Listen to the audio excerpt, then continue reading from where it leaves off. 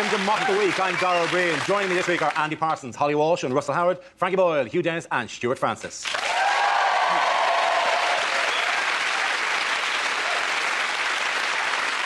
We start with a round called Headliners. Here's a picture of Libyan leader Colonel Gaddafi in casual mode recently. But what does LCGA stand for? First of all, is he Lionel Richie's melting waxwork? Is it little cap, giant afro? Do you think it's all tucked in? Do you think it's all squeezed in? Is it love confuses Gaddafi's assassin? I would kill him, but look at that little smile. How could you? Is it least convincing goatee award? Is it lovely cap, General Armani? Is it Leicester City's goalie arrives? It really was an unusual transfer window when they picked up Colonel Gaddafi. Is it the 4 things you're not allowed at the party? Is it ladies, cocaine, Glaswegians and alcohol? Is it, I'm very racist. Thanks for opening the racist door for me. Do you actually have a racist store? I always imagine it was more like... children's show. Yeah, exactly. Children, shall we open the racist door? Who's behind? Oh, it's Ching Chong Chinaman. at the risk of being satirical, is it just Lockerbie cover-up, Gordon agrees? Look at Radio 4 now, Dennis. With your correct sounding answer. Is it what George Bush used to call him? Little crazy goddamn Arab. I know who will be one, appearing actually. behind the racist door in the next edition of Frankie's Funhouse on CBeebies. That's a different show altogether. It's my late night show, Dad. If you look at it really closely, the answer is Leonard Cohen's great aunt. I'm genuinely going to have to get a correct answer. Libyan Colonel... Oh, no, Libyan celebrate Gaddafi's anniversary. It is, of course, well done, Hugh. Yes, the answer I was looking for was Libya celebrates Gaddafi anniversary. The colonel seized power of the military coup 40 years ago this week. How time flies. And the country marked the occasion with 6 days of extravagant and compulsory celebration.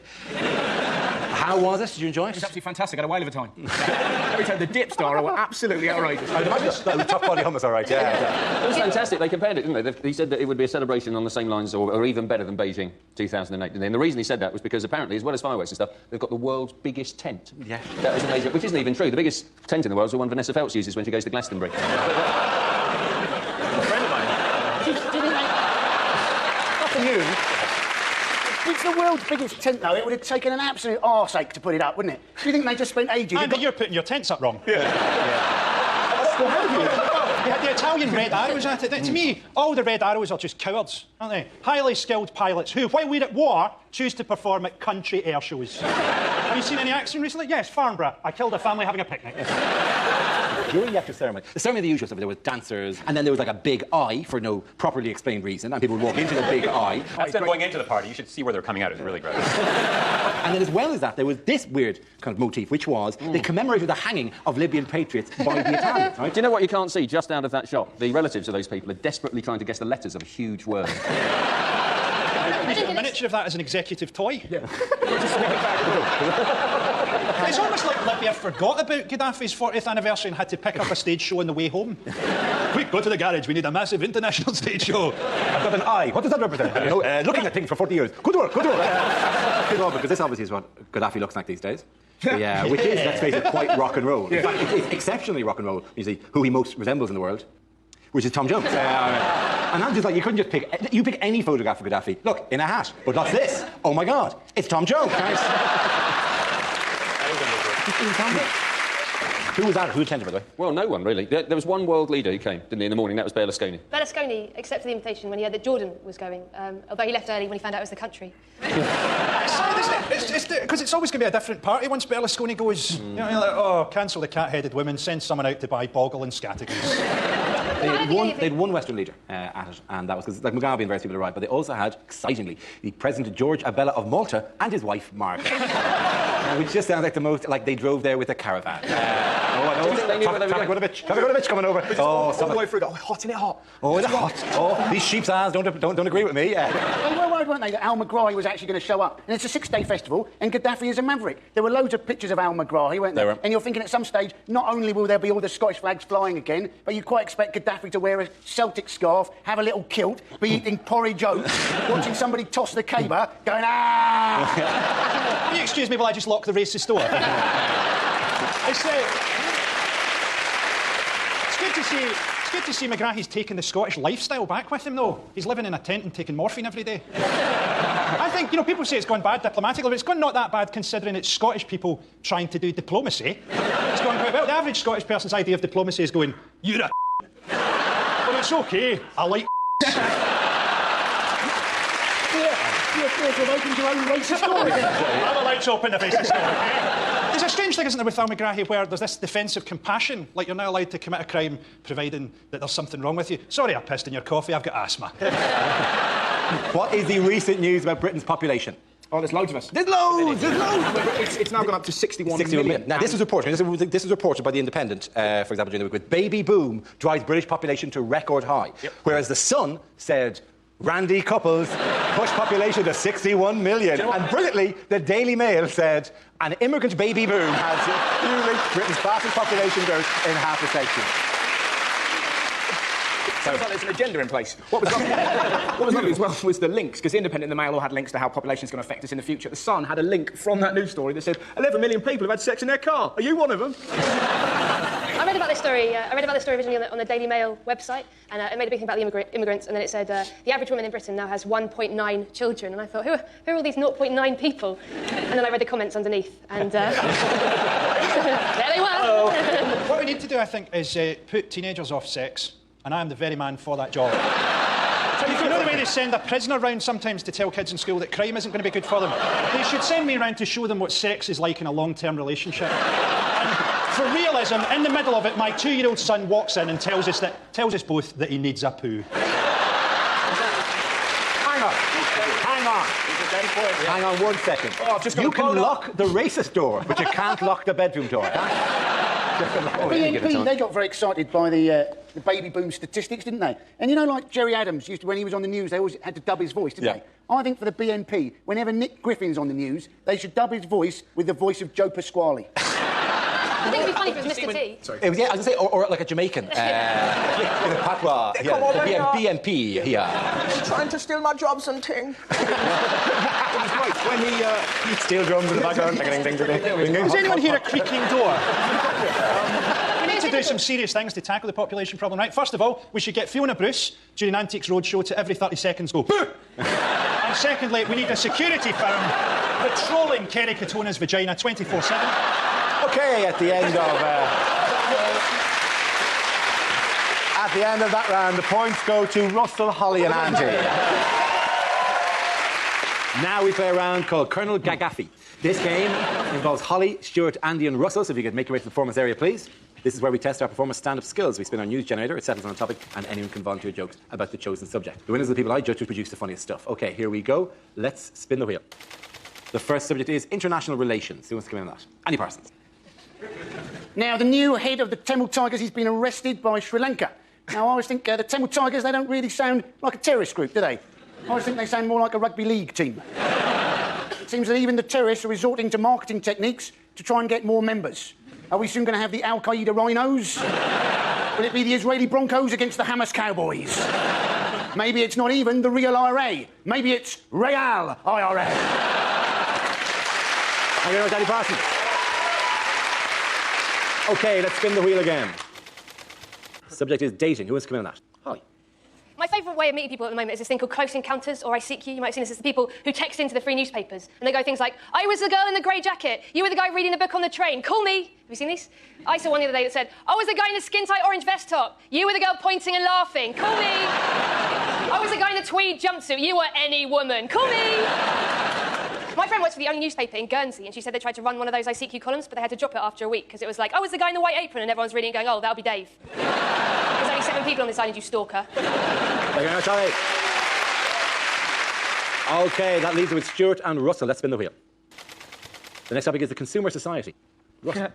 It's all a bit much, isn't it? I went into a shop the other day that said, why not try a guilt-free wrap? Don't make sandwiches evil. Sandwiches are lovely. The bacon sandwich is one of the loveliest things in the world. What is a bacon sandwich? Essentially, it's bread giving a dead pig a cuddle. It's a lovely thing. I love you, Mr. Pig. Why do the Jews hate me? It's lovely. I was really down about it, and then I saw this wonderful thing that I think could only happen in the West Country. The bloke behind the counter in this shop yawned. The bloke in front of him, who did not know him, popped his finger in his mouth and went, ooh, yawn rape, and I nearly died. I had never seen a yawn rape, and now you've learned about it, you can't not do it. You'll be on the bus, you'll see an, oh, no, yawn rape, you can't help it. Did the bloke behind the counter headbutt him? No, he didn't. The bloke behind the counter giggled and went, it's a good job I didn't fart, wasn't it? And you're sat there going, well, the world is a better place. Thank you very much, Russell. OK, Stuart, let's see what you've been left with. Let's spin the wheel. The next topic is health. Oh, that was a long walk. Okay, health. Money-wise, I'm set for life, provided I die next Tuesday. Ladies, I wasn't circumcised, I was circumnavigated.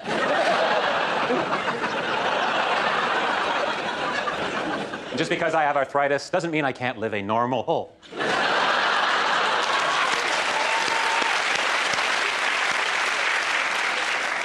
I'm a paranoid schizophrenic, but you know what they say.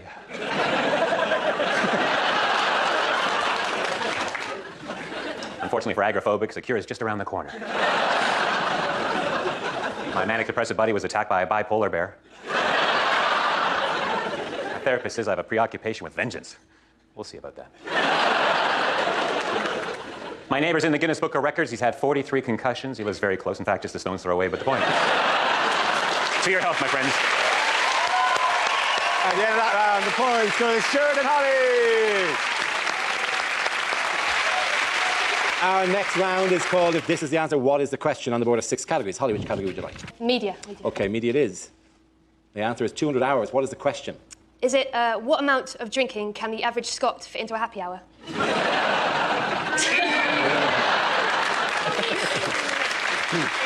If an MP spent an hour travelling to work, how much would they actually claim for? Is it over an infinite amount of time, an infinite number of monkeys would eventually write the complete works of Shakespeare? How long would it take 2 monkeys to write Hollyoaks? When captured, is it the amount of time the Scottish government thinks Osama bin Laden should serve? Is it how long can Peter Mandelson lie motionless without breathing?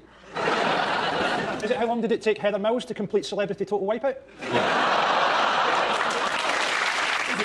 At what point does masturbation become self-harm? Is it how long does Adrian Chiles spend in makeup before the makeup lady says, fuck it, there's nothing else I can do? I look forward to having explained that joke next time I'm plugging a DVD. Afterwards. I know the actual answer. It's how many hours Channel 4 have to find because they're axing Big Brother. That's exactly right. Well done, Russell. The question I was looking for was, how many hours of their primetime schedule will Channel 4 have to fill after cancelling Big Brother? This is the story that the broadcasters announced the cancellation of the long-running reality show. Big Brother will now run only until 2010. Why has the show been cancelled? Ratings, isn't it? Yes, it is. The lowest ratings. It's gone down to 2 million. It was at 13 million.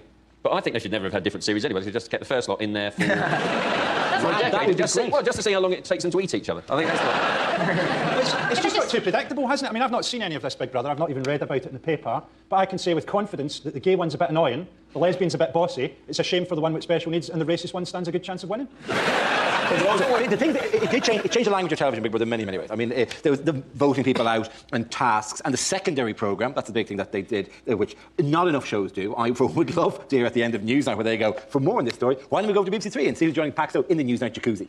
It's a shame that it's gone, because now, if you want to watch a room of strangers sleeping, you have to do it the old-fashioned way, with a ladder. I would like a little bit like, when it's on telly, it's a little bit like, you know, you see a dog just rubbing its arse on carpet? It's a bit like that, you just watch it, don't you? You kind of watch that for 5 minutes, and then you go, what have I been doing for 5 minutes? And the dog seems to look at you and go, you know what you've been doing. That's exactly it, though, isn't it? Because everyone's going, are they going to replace it with drama? Are they going to replace it with big documentaries? And you're like, no, everybody in Channel 4 is in a big room right now, and every sentence they say ends with, crossed with skins. Yeah. Let's do cash in the attic, crossed with skins. Let's call it gash in the attic. Channel 4, if you're watching my show that I propose to you, is ready to roll out right now. Robot whores. Father and son teams build robot prostitutes in their sheds. Obviously, Craig Charles is still the presenter. Sergeant Bash looks very different.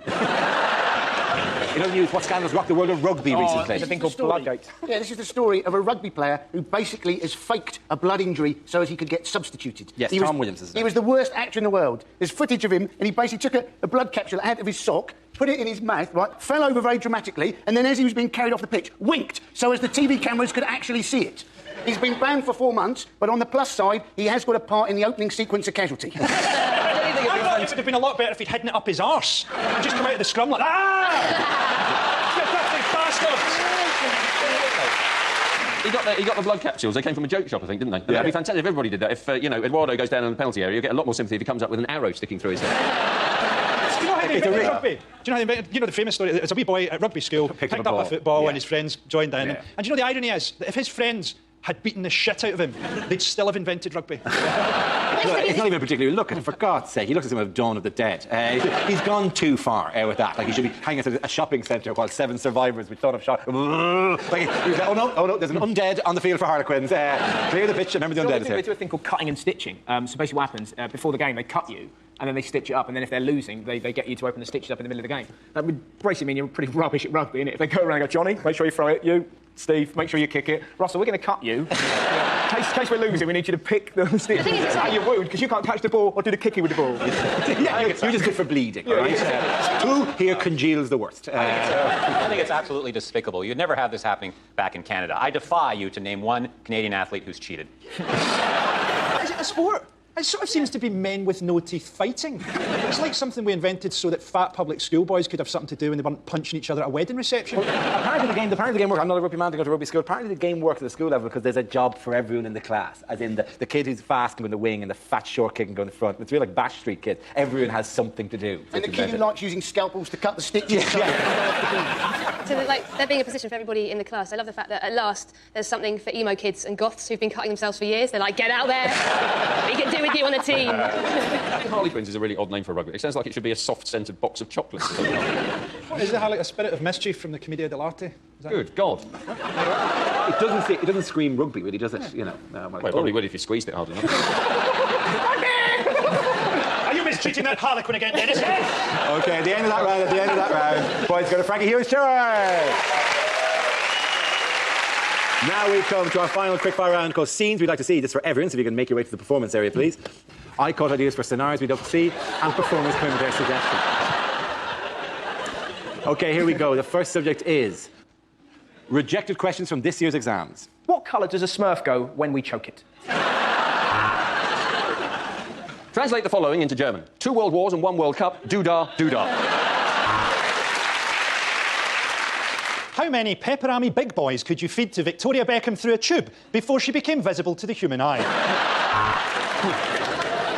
What is the name of the force that pulls objects towards the centre of the Earth? Is it A, gravity, or B, magic?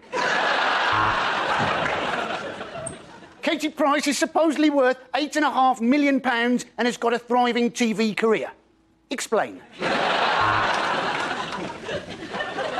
If George Michael leaves at 8 o'clock for a 5-mile drive, when does he crash? There are 6 lines of equal length. How long will Kerry Katona be in the bathroom? If a train is going at 70 miles per hour, how surprised would you be? What is amnesia? Is it A, memory loss, A, memory loss, or 4, the Battle of Hastings? If Sally buys 3 oranges and 2 apples, how far south of Scotland is she?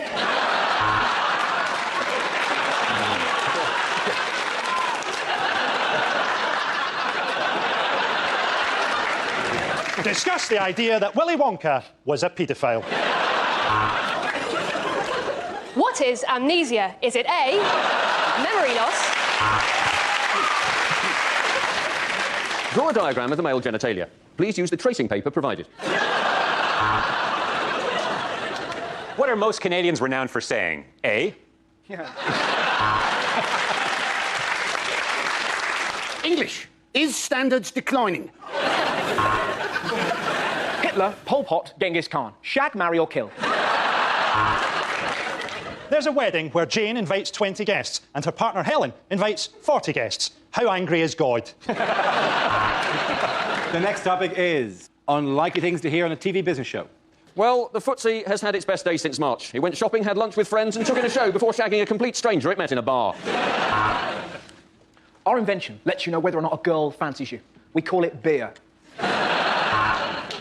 OK, Dragons, I've developed a system that lets you get your own seat on the bus, and it involves talking slightly too loudly, then pitching yourself. This morning, I'm asking for £500,000. And with that, I will buy 500,000 lottery tickets. good evening, Dragon. Oh, jeez, what the hell is that? That's Evan Davis, the host? I'm out. OK, we may have lost some money promoting Michael Jackson O2, but let's face it, I've just signed a deal for the new Oasis tour. Hello and welcome to Working Lunch, a show for people who are so good at business they're sat at home watching the TV in the middle of the fucking day. Dragons, I have 3 words for you. Reggae condoms. The last task was easy, and yet you cocked it up. I only asked you to blow the bloody doors up. This week, the Dragons meet a retired Nigerian brigadier with an offer that sounds too good to be true. Today, there was a hard drop on the footsie, and I got a bruisey on my handy-wandy. This week, the apprentices face their toughest task ever, selling the shite Sir Alan actually makes. OK, Jim, and the point to Frankie Hughes Stewart. That's the end of the show. This week's winners are Andy Parsons, Holly Walsh and Russell Howard. Commiserations to Frankie Boyle, Hugh Dennis and Stuart Francis. Thank you for watching. I'm Dara Breen. Good night. For festival highlights from Reading and Leeds, you can catch all the best bits by pressing the red button now. And how did we ever cook, clean or decorate without being shown how to by the TV expert? The funny side of them is next.